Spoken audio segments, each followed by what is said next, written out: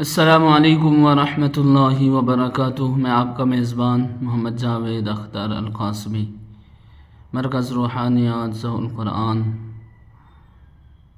میں آپ سب کو خوش آمدید کہتا ہوں۔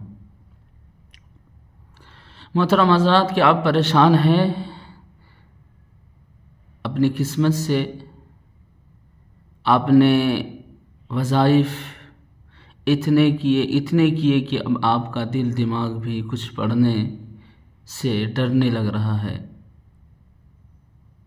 آپ نے اتنے اعمال کیے ہیں کہ اب آپ کا دل کسی عمل کے بارے میں سوچ کر بھی کانپنے لگتا ہے، کہ آپ نے اتنی کوششیں کی ہے کہ اب کوشش کرنے کے بارے میں سوچنا بھی ایک پہاڑ کو ہلانے جیسا لگ رہا ہے۔ کیا آپ اپنی زندگی میں مایوس ہو چکے ہیں؟ تو یاد رکھیے، مایوسی کسی چیز کا حل نہیں ہے، سستی کسی چیز کا حل نہیں ہے۔ اگر آپ کو شکایت ہے کہ میرا کاروبار نہیں چل رہا ہے، میرے دکان پر گاہک نہیں آ رہے ہیں، یا میرے ہاسپٹل میں مریض نہیں آ رہے ہیں، یا جو لوگ مجھ سے خرید و فروخت کر رہے ہیں وہ مجھ سے رابطہ نہیں کرتے، تو یاد رکھیے، اگر آپ کو اپنی غریبی کی شکایت ہے، اپنی مفلسی کی شکایت ہے، اپنی تنگ دستی کی شکایت ہے، تو غریب آپ نہیں ہیں، آپ کی سوچ ہے۔ مفلس آپ نہیں ہیں، بلکہ آپ کے الفاظ ہیں۔ اور تنگ دست آپ نہیں ہیں، بلکہ آپ کا عمل تنگ دست ہے۔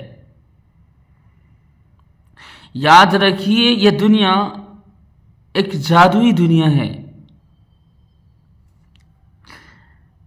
جب تک ہم فل کوشش نہیں کر لیں گے، کسی بھی کام کو کرنے کی فل کوشش ہوتی ہے، اگر وہ نہیں کریں گے تو اس کام میں کامیابی نہیں ملنے والی ہے۔ مثلا ہم چائے بناتے ہیں، اچھی چائے بنانے کے لیے کیا چیزیں ضروری ہے؟ شکر، پانی اور دودھ، ٹھیک ہے؟ کہ شکر بھی صحیح مقدار میں ہونی چاہیے، پانی بھی اور دودھ بھی۔ اگر ان میں سے کوئی چیز کم ہو جائے تو کیا صحیح چائے بنے گی؟ بالکل نہیں بنے گی۔ اسی طریقے سے جو ہماری ترقی ہے، اگر ہم دنیاوی اعتبار سے مالدار ہونا چاہتے ہیں، بلند مراتب پر پہنچنا چاہتے ہیں، اس کی بھی کوششیں ہیں۔ ایفرٹ بولتے ہیں نا انگلش میں، فل ایفرٹ لگانا پڑے گا۔ جب تک نہیں لگائیں گے تو یاد رکھیے، آپ دنیا کے سارے اعمال کر لیں، سارے ٹوٹکے اپنا لیں، ہر بابا کے پاس چلے جائیں اور سارے عاملوں کے پاس چلے جائیں، بڑے بڑے اللہ والوں کے پاس چلے جائیں، آپ کی تقدیر نہیں بدلنے والی ہے۔ ان اللہ لا یغیر ما بقوم حتی یغیروا ما بانفسہم، جو خود کو بدلنے کا ارادہ نہیں کرتا ہے، اللہ اس کی تقدیر، اس کے حالات کو نہیں بدلتے ہیں۔ آپ نے کیا سوچ رکھا ہے کہ یہ دنیا اللہ نے پیدا کیا ہے، ہر چیز اللہ نے اپنے کنٹرول میں رکھا ہے؟ ہاں ہے، لیکن اللہ نے کچھ اختیارات ہمیں دے کر بھیجا ہے، انہی اختیارات پر ہماری پکڑ ہے۔ آخرت میں جزا اور سزا کا نظام انہی اختیار پر ہے۔ انہی اختیارات میں سے یہ بھی ہے کہ اگر کوئی انسان مالدار ہونا چاہتا ہے تو اسے یہ کوشش کرنی پڑے گی، اگر کوئی انسان بلند مراتب پر پہنچنا چاہتا ہے تو اسے ایسا کرنا پڑے گا۔ ایسا نہیں ہے کہ اللہ تعالیٰ نے ہمیں مجبور محض بنا رکھا ہے، ہم کچھ بھی کریں ہوگا ہی نہیں۔ اللہ تعالی خالق ہیں اور ہم کاسب ہیں۔ خالق اور کاسب کا مطلب سمجھتے ہیں آپ؟ نہیں سمجھتے۔ مثلا یہ پین ہے، یہ پین ہے، یہ یہاں اس کو میں پھینکنا چاہ رہا ہوں اپنے ہاتھ سے ایسے، تو پھینکنے سے پہلے میں ارادہ کروں گا کہ مجھے اسے پھینکنا ہے۔ تو یہ جو ارادہ میں نے کیا ہے اپنے دل میں کہ مجھے اسے پھینکنا ہے، جیسے ہی میں ارادہ کروں گا، یہ میرا ارادہ کرنا کسب ہے، یعنی کوشش۔ تو جیسے ہی میں ارادہ کروں گا، فوراً اللہ تعالیٰ میرے ہاتھ میں حرکت پیدا کر دیں گے، اور یہ حرکت پیدا کرنا یہ خلق ہے، یعنی خالق۔ تو اللہ تعالیٰ تو سب کچھ کریں گے، لیکن پہلے ہماری طرف سے کسب یعنی ارادہ ہونا ضروری ہے۔ وہ ارادہ کس درجے کا ہے وہ دیکھا جائے گا، اسی حساب سے اللہ تعالیٰ ہمارے لیے راستے کھولیں گے۔ میں نے ابھی بتایا تھا کہ ذہن، الفاظ اور اعمال، اگر آپ دنیاوی اعتبار سے یا دینی اعتبار سے کسی بھی اعتبار سے کامیاب ہونا چاہتے ہیں تو ان تینوں چیزوں کو کام پہ لگانا پڑے گا۔ اپنی سوچ کو بھی لگانا پڑے گا، اپنے الفاظ کو بھی کام میں لگانا پڑے گا، اپنے اعمال کو بھی کام میں لگانا پڑے گا، یعنی حرکت کرنی پڑے گی جسمانی اعتبار سے۔ ہماری سوچ یہ ہونی چاہیے کہ اللہ تبارک و تعالی نے اس دنیا میں ہمیں بھیجا ہے تو اللہ نے ہماری روزی کو مقدر کر کے بھیجا ہے، اور وہ روزی جو ہمیں ملنی ہے وہ ہمیں مل کر رہے گی۔ ایسا نہیں ہے کہ وہ روزی ہمیں نہیں ملے گی۔ اللہ میرے اس دکان کا بھی محتاج نہیں ہے، اللہ میرے ہاسپٹل کا بھی محتاج نہیں ہے، اللہ میرے کاروبار کا محتاج نہیں ہے۔ اللہ روزی دینے کا ذمہ دار ہے، وہ کہیں سے بھی دے سکتا ہے، وہ لوگوں کا بھی محتاج نہیں ہے۔ وہ چاہے تو فرشتوں کو گاہک بنا کر بھیج دے، وہ چاہے تو فرشتوں کو مریض بنا کر بھیج دے، وہ چاہے تو فرشتوں کو خریدار بنا کر بھیج دے۔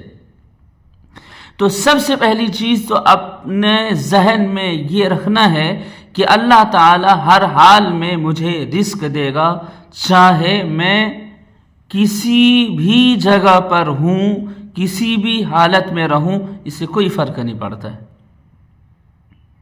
اپنے ذہن کو پازیٹیو رکھنا ہے، مثبت رکھنا ہے، اور یہ سوچنا ہے کہ اللہ کی طرف سے رزق میری طرف آ رہا ہے، لوگ آ رہے ہیں اور مجھے رزق دینے کے لیے مجھے تلاش کر رہے ہیں۔ اپنے ذہن کو مثبت رکھنا ہے۔ یاد رکھیے، دنیا کی سب سے طاقتور جو چیز ہے وہ مثبت سوچ ہے۔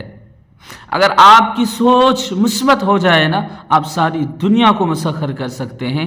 آپ یہ سوچیں کہ میں جس کاروبار میں ہوں، اس کاروبار سے متعلق جتنے بھی لوگ ہیں وہ میرے دوست ہیں، وہ میرے اپنے ہیں، وہ میری بات کو قبول کرنے کے لیے تیار ہیں، وہ میری طرف آنے کے لیے تیار ہیں، بلکہ وہ آ بھی رہے ہیں، اور وہ مجھ سے کاروبار بھی کر رہے ہیں، اور وہ مجھ سے لین دین بھی کر رہے ہیں۔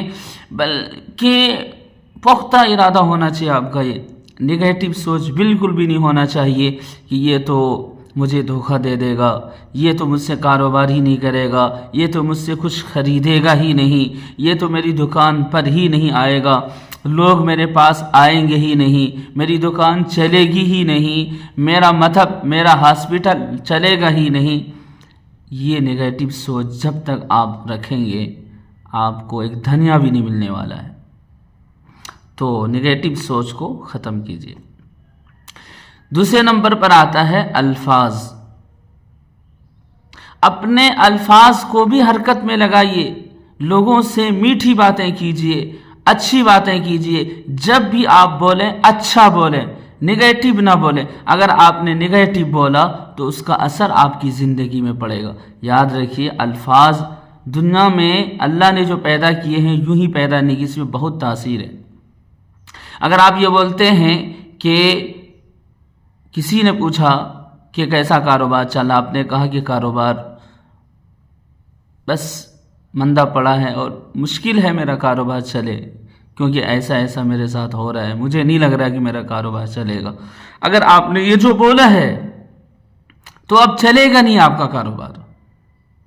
آپ کو نگیٹو بولنا ہی نہیں ہے، آپ کو ہر حال میں الحمدللہ بولنا ہے کہ میرا کاروبار چل رہا ہے، بہت اچھا چل رہا ہے اور آگے بھی اچھا چلے گا.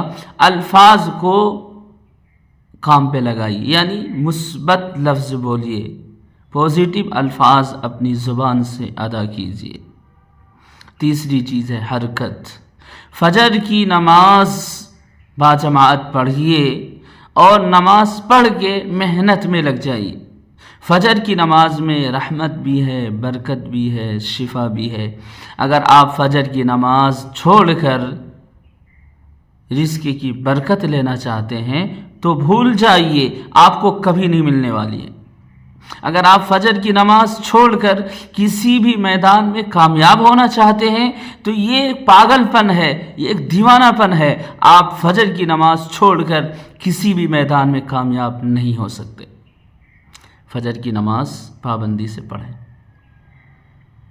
بہرحال ویڈیو لمبا ہوتا جا رہا ہے، آپ یہ ساری چیزیں کیجیے. اپنی سوچ کو مثبت رکھیں، اپنے الفاظ کو مثبت رکھیں اور فجر کی نماز باجماعت پڑھیں اور اپنے آپ کو محنت میں لگائیں. یہ ساری چیزیں کرنے کے بعد آپ کو میں ایک ایسا عمل بتاتا ہوں جو ہمارے بزرگوں کی طرف سے سینہ بسینہ مجھ تک پہنچا ہے. خدارا اس عمل کی قدر کیجئے گا. اگر اس کو آپ نے کر لیا تو انشاءاللہ کسی بھی میدان میں آپ کو ناکامی نہیں ملے گی. ہر میدان میں لوگ آپ کے پیچھے بھیڑ لگائیں گے، آپ کے پیچھے لوگوں کا جم غفیر جمع ہو جائے گا. آپ دکان ہے تو لوگوں کی بھیڑ ہوگی، آپ کا ہاسپٹل ہے تو وہاں پر مریضوں کی بھیڑ ہوگی. اگر آپ روحانی عملیات کرتے ہیں تو وہاں پر روحانی مریضوں کی بھیڑ ہو جائے گی. آپ بزنس مین ہیں تو وہاں لوگ آپ سے محبت کریں گے. آپ سیاست داں ہیں تو وہاں پر بھی لوگ آپ سے محبت کریں گے. آپ کا کام بٹانے کے لیے، آپ کے ساتھ چلنے کے لیے تیار ہو جائیں گے. عمل یہ ہے کہ عشاء کی نماز پڑھ کے 2 رکعت سنت موقدہ پڑھیں گے. سنت موقدہ پڑھ کے بیٹھ جائیں گے اور اعوذ باللہ بسم اللہ پڑھیں، پھر 41 مرتبہ درود شریف. درمیان میں وَأْمُرْ أَهْلَكَ بِالصَّلَاةِ وَالصَّبْرِ عَلَيْهَا لَا نَسْأَلُكَ رِزْقًا نَحْنُ نَرْزُقُكَ وَالْعَاقِبَةُ لِلتَّقْوَى. آخر میں پھر 41 مرتبہ درود ابراہیمی. یہ عمل پڑھیں. پھر اس کے بعد وطر پڑھیں. وطر پڑھ کے دعا کریں اللہ تعالیٰ سے. عمل کی ترتیب: عشاء کی نماز باجماعت پڑھیں، اس کے بعد 2 رکعت سنت موقدہ پڑھیں، اس کے بعد اعوذ باللہ بسم اللہ، پھر 41 مرتبہ درود ابراہیمی اور 101 مرتبہ یہ آیات مبارکہ، پھر 41 مرتبہ درود ابراہیمی، پھر وطر پڑھیں، پھر اللہ سے اپنے مقصد کی دعا کریں. یہ عمل آپ روزانہ کریں.